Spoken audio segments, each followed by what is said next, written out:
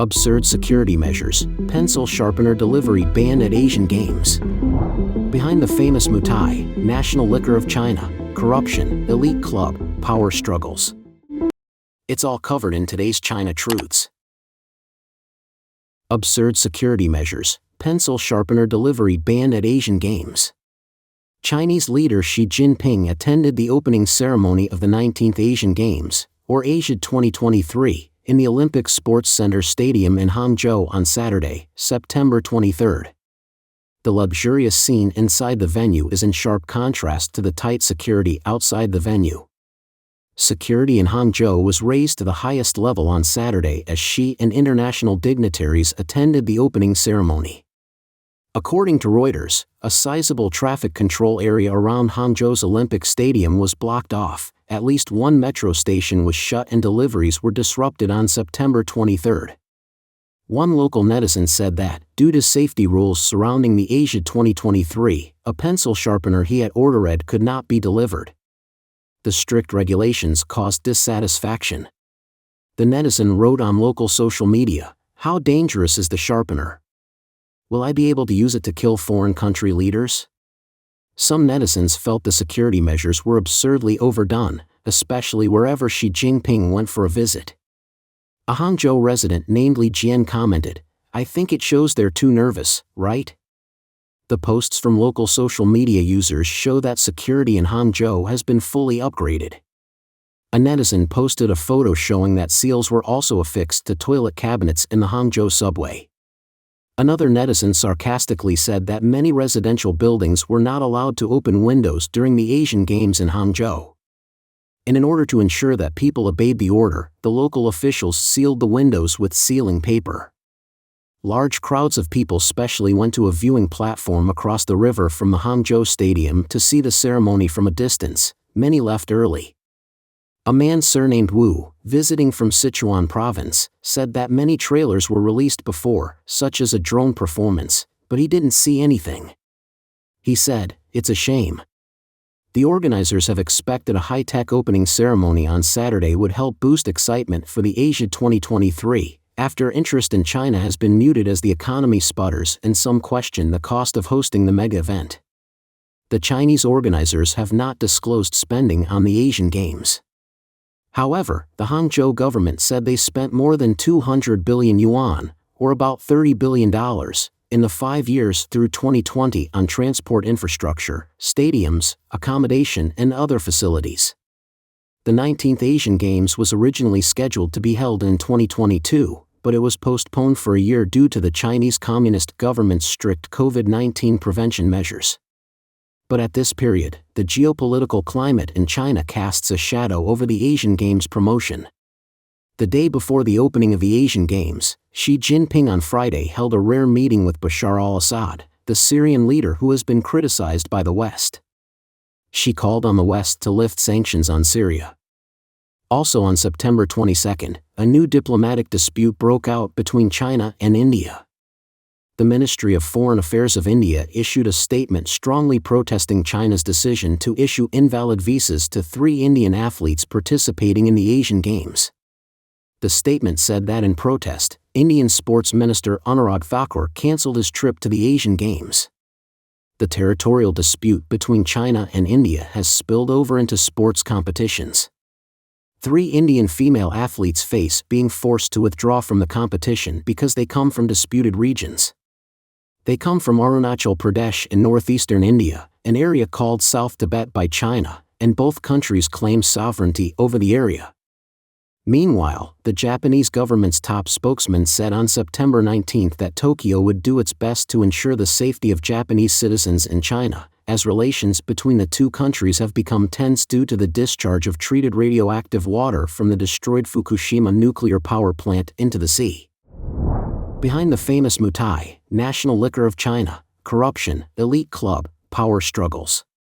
The former chairman of China's top liquor maker, Kwaichao Moutai, recently passed away unexpectedly while in prison, and the once influential Moutai Club for Chinese Communist Party, CCP, elites is no more. Xi Jinping's administration has been conducting a purge of the forces behind Moutai liquor for several years. Moutai, or Moutai, is a colorless Chinese liquor, distilled from fermented sorghum.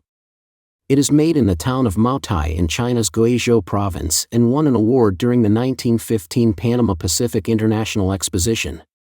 Kwaichow Moutai was once China's most valuable stock. According to data from January 7 last year, Kwaichow Moutai's market value was 2.44 trillion yuan, approximately $382.6 billion, twice that of the second-ranked Industrial and Commercial Bank of China and 3 times that of the fifth-ranked PetroChina. However, former chair Yuan Ringwa died suddenly in prison on September 9 at the age of 67. Anonymous sources have suggested that he died of a cerebral hemorrhage, but there are other speculations about his cause of death. Public records show that Yuan Ringwa was born in Guizhou in October 1956 and he began working at the Moutai distillery at the age of 19. He served as chair of China Kwaichow Moutai Distillery, CKMD, for 7 years and chair of the publicly traded company Kwaichow Moutai Company, Limited, KMC, for nearly 20 years. In May 2018, Yuan Ringwa was removed from his positions as chair of CKMD and KMC. In May the following year, he was expelled from the Chinese Communist Party, CCP, and stripped of his public office. In September 2021, he was sentenced to life in prison for bribery. In March of last year, the official WeChat account of the Supreme People's Procuratorate of China claimed that during the investigation, more than 40 investigators spent a day and a night counting the gold products, watches, jewelry, paintings, ivory, and various amounts of cash found in Yuan Ringwa's home. Since Yuan Ringwa's downfall, Kwaichow Moutai has experienced a significant shakeup in its leadership. In just 1 year, at least 13 senior executives have fallen from grace. In December 2021, the director and general manager of Kwaichow Moutai Sales Company, Xing Xiangbin, fell from a building and passed away at the age of 48. The corrupt national liquor of the CCP. Moutai is regarded as the national liquor of the Chinese Communist Party, CCP. It is believed that in 1949, when the CCP gained power, Premier Zhou Enlai personally endorsed it as the liquor for state banquets. Since then, Moutai has acquired strong political symbolism. In China, consuming Moutai has evolved into a status symbol and is intricately linked to corruption and the political elite. Ordinary Chinese citizens find it unaffordable to indulge in Moutai. A 500 milliliters bottle of Flying Fairy Moutai with 53% alcohol, produced last year, carries a retail price of 1,499 yuan, approximately $206. That is the brand's entry-level product. For an equivalent size of rare Moutai, the retail price per bottle soars to 4,599 yuan, approximately $633. There are even more expensive upgraded versions, collectible editions, and various series of Moutai. A saying among the populace encapsulates the situation: those who buy Moutai don't drink it, and those who drink Moutai don't buy it. Purchasing Moutai is often for gifting purposes, or as some may argue, for bribery. Xi Jinping's administration may have initiated the cleansing of Kwaichow Moutai as far back as 5 years ago. Within the CCP, many corrupt officials are known to hoard Moutai. In 2018, Wang Xiaoguang, the former deputy governor of Guizhou province, was discovered to possess over 4,000 bottles of Moutai hidden in a secret room in his home. In 2012, General Gu Junshan of the CCP military faced apprehension, and investigators confiscated 1,800 cases of Moutai from his hometown. With each case likely containing 6 bottles, Mr. Gu is believed to have amassed over 10,000 bottles. The enigmatic Moutai Club. In fascist and totalitarian systems, influential families usually controlled the major corporations. So, who are the Communist Party elites behind Kwaichow Moutai? During a personnel shakeup at Kwaichow Moutai, independent director Li Boten resigned in December 2020. Li Boten has an intriguing background. He is the son-in-law of a former member of the CCP Central Politburo Standing Committee, Jia Qinglin. Li Boten also holds a prominent position as the controlling figure of Beijing Zhaoda Investment Company and serves as the chair of the Beijing National Liquor Moutai Culture Research Association, The commonly known Moutai Club is its subsidiary. Li Botan also owns a substantial portfolio of businesses, but he is most renowned for being the Secretary General of the once highly prominent Moutai Club. Despite the Moutai Club's claims to be a non-profit organization dedicated to promoting Chinese liquor culture, in reality, it has been a mysterious private club catering to the top-tier CCP elite. Its headquarters is located in a traditional courtyard adjacent to Tiananmen Square in the Forbidden City in Beijing. According to Red Roulette, a book by Desmond Shum, a British businessperson and ex-husband of Chinese female billionaire Duan Weihong, Moutai Club membership demands tens of thousands of dollars. However, monetary wealth alone does not guarantee entry into the Moutai Club. David, Li Botan's English name, conducts a vetting process, and one must be a person of importance to gain entry. Membership in the Moutai Club swiftly became one of the most sought-after social statuses in Beijing, attracting some of China's top tycoons, including Phoenix Satellite TV chair Liu Chonglok, the chair of the major state-owned enterprise CITIC Group Congdan, and tech giant Alibaba's founder Jack Ma. It is even speculated that Jiang Zemin's grandson might have been a member of the Moutai Club. According to Mr. Shum, during one visit to the club, he encountered a young man who introduced himself as Alvin, and later, it was revealed that he was Jiang Zemin's grandson, Jiang Zhiqing. Jiang Zhiqing went on to establish a private equity firm worth billions of dollars in his early 20s. What exactly entices numerous CCP elites to the Moutai Club? Red Roulette revealed that Li Botan's primary selling point was his connections to the back channels of the Kwaichow Moutai Company. The book highlights that the Kwaichow Moutai Company would release 10-year aged Moutai liquor, which would grow more valuable with age and was often difficult to find on the market. But most of the aged Moutai liquor available for purchase contained little to no genuine old liquor. Li Botan would use authentic Moutai in 1/3 of the annual release of 10-year Moutai liquor by the Moutai Company. The book also describes how Li Botan sold his 10-year Moutai liquor in red bottles, known in club circles as red hairs. Individuals in the circle rarely purchased Moutai from regular stores due to the prevalence of counterfeit products. To access David's precious red hairs, one would have to join the Moutai Club. Red Roulette also delves into why Li Botan established the Moutai Club.